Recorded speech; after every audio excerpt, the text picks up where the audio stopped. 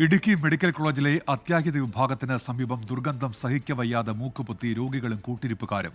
കെട്ടിടത്തിന് മുന്നിലെ septic tank നിറഞ്ഞ് മലിനജലം പുറത്തേക്ക് ഒഴുകാൻ തുടങ്ങിയിട്ട് ആഴ്ചകളായി. രോഗികൾ ഉൾപ്പെടെ നടന്നു കയറുന്നത് മലിനജലം ചവിട്ടിയാണ്. 24 എക്സ്ക്ലൂസീവ്.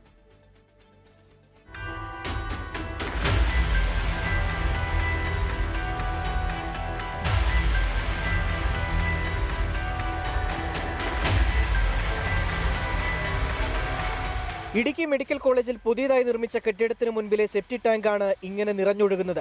മലിനജലം റോഡിലേക്ക് ഒഴുകുന്നതോടെ പകർച്ചവ്യാധി ഭീഷണിയിലാണ് പരിസരം. ആശുപത്രിയിലേക്ക് വരുന്ന രോഗികൾ, കൂട്ടിരിപ്പുകാർ, ജീവനക്കാർ ഉൾപ്പെടെയുള്ളവർക്ക് മലിനജലം ചവിട്ടാതെ പോകാൻ കഴിയില്ല. സെപ്റ്റിക് ടാങ്ക് നിറഞ്ഞൊഴുകുമല്ലേ, ഇവിടെയാണെങ്കിലും ഇവിടുത്തെ സ്ത്രീകളൊക്കെ തുണി ഉണങ്ങാനും അത് അലക്കി ഇവിടെ കൊണ്ടിടുകയൊക്കെ ചെയ്യുന്നത്. ഇപ്പം ആരും ഈ ഭാഗത്തേക്ക് വരുന്നില്ല. കാരണം ഇത് ഭയങ്കര സ്മെല്ലായിട്ട്. അതുപോലെ ഇതിലെ താഴേക്ക് ഇറങ്ങാൻ ഒരു ഷോർട്ട് കട്ട് വഴിയുണ്ട്. ഇപ്പം എല്ലാവരും മെയിൻ വഴിയെ കൂടെയാണ് പോകുന്നത്. കാരണം ഈ ഭാഗത്തേക്ക് വരാനേ കഴിയുന്നില്ല സ്മെല്ല് കാരണം. മാനദണ്ഡങ്ങൾ പാലിക്കാതെയാണ് കരാർ കമ്പനിയായ കിറ്റ്കോ സെപ്റ്റിക് ടാങ്ക് നിർമ്മിച്ചത്. സ്വീവേജ് ട്രീറ്റ്മെന്റ് പ്ലാന്റ് ഇല്ലാത്തതാണ് പ്രതിസന്ധിയെന്ന് ഇടുക്കി മെഡിക്കൽ കോളേജ് പ്രിൻസിപ്പൽ. നമ്മൾ പ്രവർത്തനം തുടങ്ങിയിട്ട് ഇത്രയും കാലമായിട്ടും കിറ്റ്കോ എന്ന് പറഞ്ഞ കമ്പനി പണിത് തുടങ്ങിയിട്ടില്ല.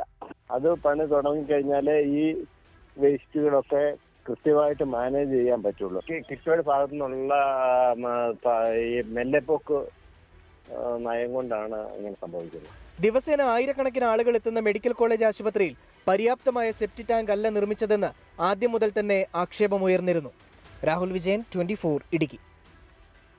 ലോകത്തെവിടെയായാലും ഏത് സമയത്തും 24 വാർത്തകളും ഓഗ്മെന്റഡ് റിയാലിറ്റി പാക്കേജുകളും എക്സ്പ്ലെയിനറുകളും വിശദമായി കാണാൻ ഞങ്ങളുടെ യൂട്യൂബ് ചാനൽ നിങ്ങൾക്ക് സബ്സ്ക്രൈബ് ചെയ്യാം.